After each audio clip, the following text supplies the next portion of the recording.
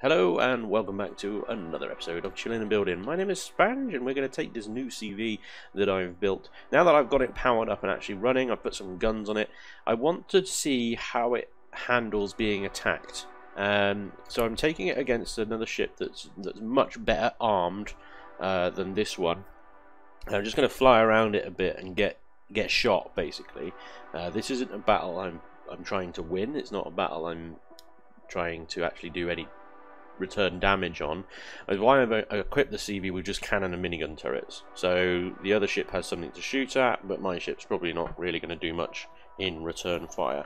So you can see here the ship is taking fire, and the whole idea of this is just to make sure that the way I've designed it, you know, it can take a beating. It can take the maximum amount of damage and still function. Okay, so I'm going to be flying around for a while. I'm just going to be letting the ship shoot my ship as much as possible to see where the damage is centered, focused, what takes the most damage, and see if there are any flaws in the design in terms of where I've placed the internal components. Like, the last thing I want to happen is for fuel tanks to explode, generators to be taken out, ammo boxes to be taken out, that sort of thing. So let's just see quickly. I'm just going to fast forward this basically. Let's just see what the damage is. Damage report.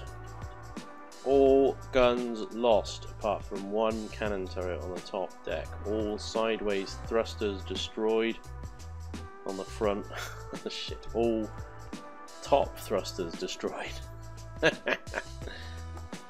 Thruster shielding gone. The Reaver's fate, however, inside is undamaged. Huh. The cargo is good. Let me check the status of everything else. All constructors are still there. Gravity generator, rockline protection is still there. Main rear thrusters there. Warp drive, warp tank is intact. All generators, RCSs, and fuel tanks. Oh, one fuel tank loss. Yeah, we've lost some fuel tanks. Secondary fuel tanks are intact. Primary fuel tanks are all intact. Love it. Ammunition stores absolutely fine, all intact.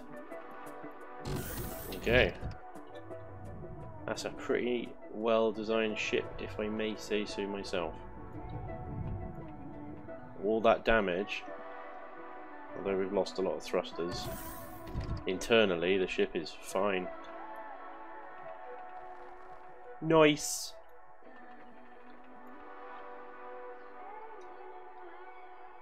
The thruster housing for the main thruster did pretty well. Secondary thrusters on the rear are all pretty much gone though, despite the fact that they were quite deep inset into the rear of the ship. So the main problem is thrusters. Front door is fine, it's still got 2 layers of front door left, so I'm pretty happy with that. Yeah, no, it's pretty good.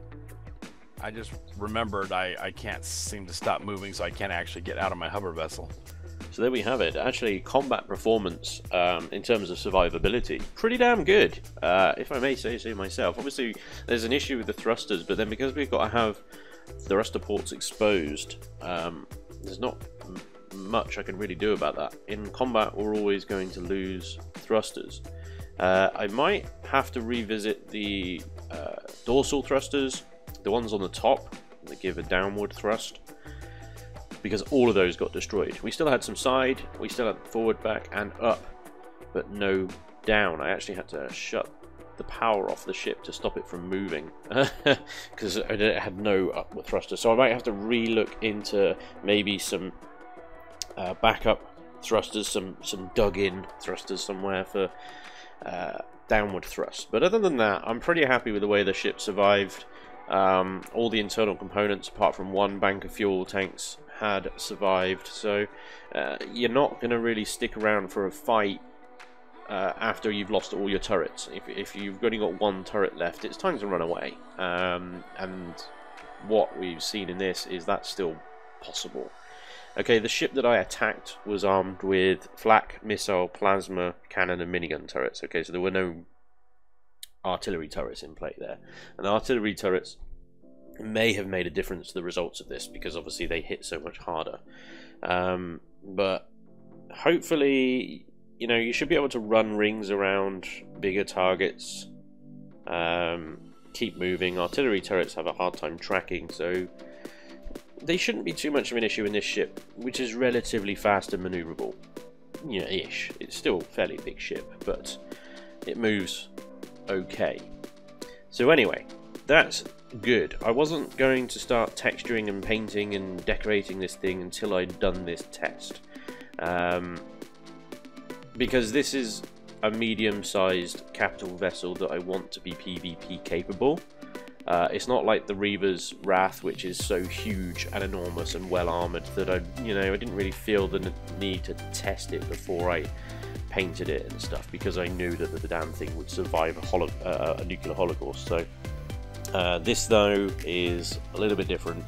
It's on that kind of that middle area of, you know, formidable PvP ships that are just like 8 layers of armor thick and about the size of a moon, and your normal sort of PvE sized ships that, you know, do a bit of everything. Like I said at the beginning of this is a multi-role CV, so I want it to be survivable but also functional, but not so survivable that it's beyond normal cost. I want it to be affordable, is what I'm trying to say. So yeah, I'm pretty happy with the way it survived. Like I said, I'll have a look at the downward thrusters and see if I can do anything about that. But other than that, I'm pretty happy. So, what's next? Well, other than doing some work on the thrusters, which I'm going to do later, it's now decorating the damn thing. I'm pretty happy with the layout as is.